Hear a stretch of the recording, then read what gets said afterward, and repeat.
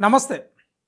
కల్వకుర్తి మాజీ ఎమ్మెల్యే జైపాల్ యాదవ్, నకిరేకల్ మాజీ MLA Chirumarthi Lingaiah phone tapping కేసుకు సంబంధించి నిన్న సిట్ ముందు విచారణకు హాజరయ్యారు. ముఖ్యమంత్రి రేవంత్ రెడ్డి తమ్మును కూడా నోటీసులు పోయినాయి. నిన్న కూడా ఆయన హాజరైన పరిస్థితి కనిపిస్తూ ఉంది. అయితే ఈ కల్వకుర్తి మాజీ ఎమ్మెల్యే జైపాల్ యాదవ్, చిరుమర్తి లింగయ్యను ఇది రెండోసారి అనుకుంటా సిట్ ముందుకు పిలిచడం. ఎందుకంటే వీళ్ళు ఫోన్ నెంబర్లు ఇచ్చిండ్రు. ఎస్ఐబి చీఫ్ ప్రభాకర్ రావు ఆదేశాల మేరకు, తర్వాత ఎస్ఐబి అధికారి తిరుపతన్న ఆదేశాల మేరకు వీళ్ళు ఫోన్ నెంబర్లు ఇచ్చిండ్రంట. వాళ్ళు అడిగితే వీళ్ళు ఇచ్చిండ్రు. అందులో భాగంగా సిట్ గుర్తించి వీళ్ళు కూడా నిందితులే, వీళ్ళు కూడా ఫోన్ ట్యాపింగ్ కేసుకు సంబంధించి ఓ 4-5 నెంబర్లను ఇచ్చిండ్రు అనేది ప్రధానమైన వార్త. అందులో భాగంగానే వాళ్ళని పిలిచిండ్రు. పూర్తి స్థాయి వార్త వచ్చింది. చదువుతున్న క్రమంలో మనం మాట్లాడదాం. ఆ 4 ఫోన్ నెంబర్లపై సిట్ ఆరా. ఏ 4? ఇద్దరు బీఆర్ఎస్ మాజీ ఎమ్మెల్యేలకు ప్రశ్నలట. తిరుపతన్నను విచారణ చేసిన సిట్ అధికారులు.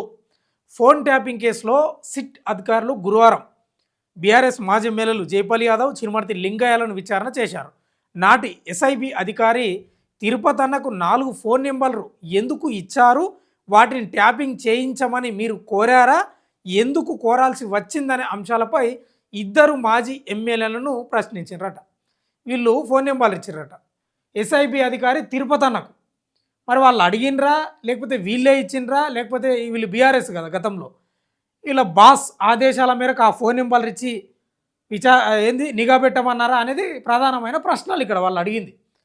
మరి మీ అంతకు మీరే ఇచ్చిండ్రా, లేకపోతే ఈ అధికారులు అడిగినరా అనేది ప్రశ్నలు. ఇంకా చదువుదాం మనం. రైట్. కల్వకుర్తి మాజీ ఎమ్మెల్యే జైపాల్ యాదవ్ నాడు తిరుపతన్నకు 2 ఫోన్ నెంబర్లు ఇవ్వగా, తిరుపతన్న నకిరేకల్ మాజీ ఎమ్మెల్యే లింగయ్యకు ఫోన్ చేసి ఇద్దరి పేర్లు చెప్పి వారి ఫోన్ నెంబర్లు తీసుకొని ట్యాపింగ్కు పాల్పడినట్లు సిట్ అధికారులు గుర్తించారు. అర్థమైంది కదా? ఎస్. ఈ క్రమంలోనే ఇద్దరు మాజీ ఎమ్మెల్యేలను సుదీర్ఘంగా రెండోసారి విచారించారు. ఎస్, ఇది రెండోసారి అంట. తిరుపతన్న సమీప బంధువు కావడంతో కుటుంబ సమస్య పరిష్కారం కోసం ఆయనతో చాలాసార్లు మాట్లాడానని జైపాల్ యాదవ్ సిట్ అధికారులకు చెప్పినట్లు తెలుస్తుందంట. వీరిద్దరి మధ్య వాట్సాప్ చాట్స్ ఉన్న నేపథ్యంలో ఇప్పటికే జైపాల్ యాదవ్ ఫోన్ను సిట్ అధికారులు సీజ్ చేశారట. కాగా తిరుపతన్న ఫోన్ చేసి ఇద్దరు వ్యక్తుల గురించి సమాచారం అడిగారని, వారి ఫోన్ నెంబర్లను తన పిఏ ద్వారా పంపించానని లింగయ్య చెప్పడంతో ఆ విషయాన్ని సిట్ అధికారులు నమోదు చేసుకున్నారు. ఇద్దరు మాజీ ఎమ్మెల్యేలను వేరువేరుగా విచారించడంతో పాటు వారితో తిరుపతన్నను కూర్చోపెట్టి ముఖాముఖి ప్రశ్నలు సంధించడంతో కొన్ని కీలక అంశాల్లో సిట్ అధికారులు స్పష్టతకు వచ్చారని సమాచారం. ఏంటంటే ఒకసారి జైపాల్ యాదవ్, చిరుమర్తి లింగయ్యను సపరేట్గా విచారించారట.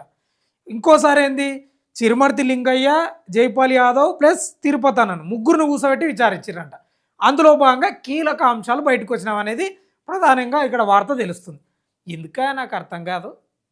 ఎందుకు ఈ ఈ లంగ పనులు, దొంగ పనులు ఎందుకు? ఇప్పుడు జైపాల్ యాదవ్ ఎందుకు ఇవ్వాలి ఫోన్ నెంబర్లు, 2 నెంబర్లు ఎందుకు ఇవ్వాలి?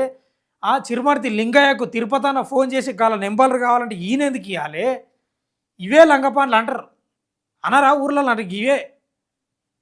ఊకే ప్రజలు మీకు అధికారాన్ని ఇచ్చిర్రు, ఎమ్మెల్యేలుగా ఉన్నారు. ప్రజల్లో ఉంటే ఎందుకు ఈ లంగ పంచాయతీలు ఎందుకంటే నాకు అర్థం కాదు. ఎప్పుడు ప్రజల్లో ఉంటే మీకు అధికారం ఉంటుంది కదా. సరే, అధికారం పోయినా రాష్ట్ర వ్యాప్తంగా ఎమ్మెల్యేలుగా మీరు ఉంటారు కదా. మీ నియోజకవర్గాల్లో ప్రజల మధ్యలో ఎప్పుడు ఉంటే గెలుస్తారు. ఈ ఈ పనికిమాలిన పనులు, చిల్లర పనులు, దోపిడి పనులు, దొంగ పనులు చేస్తే గిట్లే ఉంటుంది, మెడకు చుట్టుకుంటాయి. ఇంకా ఉంది కొంచెం మ్యాటరు, చదువుదాం ఏందో అది. ఎక్కడ ఓకే. తమకు ఫోన్ ట్యాపింగ్తో సంబంధం లేదని జైపాల్, లింగయ్య వివరించినట్లు తెలుస్తుంది. అవును, నిజమే, మీకు లేదులే. గురువారం కూడా కొంతమంది మాజీ బీఆర్ఎస్ నేతలకు సిట్ అధికారులు నోటీసులు జారీ చేశారని తెలుస్తుంది.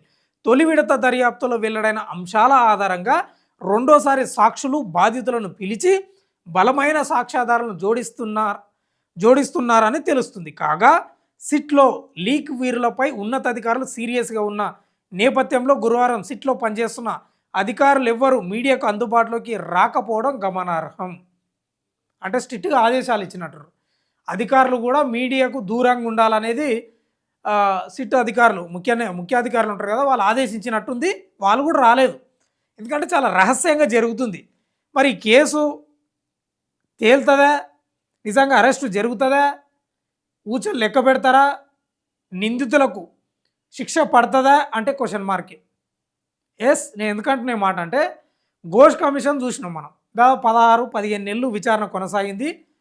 మొత్తం కేసీఆర్ కర్త కర్మక్రియ అని తేల్చేసింది. ఇంకా అయిపోయా, రేపు మాపు అరెస్ట్ ఉంటుందని అనుకున్నారు చాలామంది. బీఆర్ఎస్ వాళ్ళు కూడా అనుకున్నారు, లేకపోతే అందరూ అనుకున్నారు. బీఆర్ఎస్ నాయకులు అనుకున్నారో లేదు తెలియదు మరి, ఎందుకంటే మ్యాచ్ ఫిక్సింగ్ ఇట్లా ఉందేమో. తెలంగాణ వ్యాప్తంగా అనుకున్నారు ఇంకా అయిపోయిందని. సింపుల్గా ఏం చేసిన అంటే సిబిఐకి అప్పగించాడు. మరి దీన్ని కూడా నేనేమనుకుంటున్నా అంటే, నా అంచనా దీన్ని మొత్తం సిట్టు దర్యాప్తు చేస్తుంది కదా, మొత్తం దోషులో నిందితులో తేలుస్తారు. లాస్ట్కి ఏం చేస్తారంటే అరెస్టు చేయకుండా మళ్ళీ సిబిఐకి అప్పగించే అవకాశాలు లేకపోలేదు 100%. ఎందుకంటే వీళ్ళు బీజేపీ నేతలు ఉన్నారు కదా, ఎంపీలు, దమ్ముంటే కాళేశ్వరం కేసు మాకు ఇవ్వండి, మా సిబిఐకి అప్పగించండి, మీకు దమ్ముందే అన్నారు కదా, ఇచ్చిండు. వాళ్ళు ఏమంటలేదు, ఉలుకులేదు పలుకులేదు. మళ్ళీ ఈ ఫోన్ ట్యాపింగ్ అంశం కూడా మాట్లాడినారు వాళ్ళు. దమ్ముంటే ఫోన్ ట్యాపింగ్ కేసును సిబిఐకి అప్పగించండి అని ఇస్తారు. వాళ్ళదేం పోయింది, కాంగ్రెస్ది రేవంత్ రెడ్డిది ఏం పోయింది? ఆయనది నెత్తాక అత్తే, ఆయనకు అధికారం ఉంటే చాలు, ఆయనకు ముఖ్యమంత్రి పదవి ఉంటే చాలు. ఇక నీకు కాకపోతే ఇంక మీ సిబిఐకి కాకపోతే ఇంకెవరికైనా ఇస్తాడు. కాబట్టి ఏమో అంచనా మాత్రం ఇది పెద్దగా ఇది ముందలపడే కేసు అయితే ఏం కాదు. లాస్ట్కు మొత్తం గుంజిన తర్వాత ఈ తోక కూడా లేదు, అట్లే ఉంది. ఇది చూస్తుంటే ఇదంతా మ్యాచ్ ఫిక్సింగ్ లాగా అనిపిస్తూ ఉంది. రాష్ట్రంలో బీఆర్ఎస్ కాంగ్రెస్ మధ్య కొంత మ్యాచ్ ఫిక్సింగ్ లాగా అనిపిస్తూ ఉంది.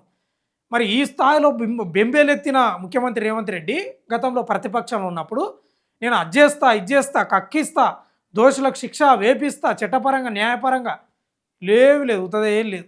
కాబట్టి ఈ కేసు కూడా పెద్ద ముందల పడుతుంది అనేది ఏం లేదు. కానీ మొత్తమే అయితే జైపాల్ యాదవ్, చిరుమర్తి లింగయ్యను, తిరుపతి అన్నను ముగ్గురిని కూసబెట్టి అధికారులు ప్రశ్నల వర్షం కురిపిస్తే కీలక అంశాలు బయటకు వచ్చినాయంట.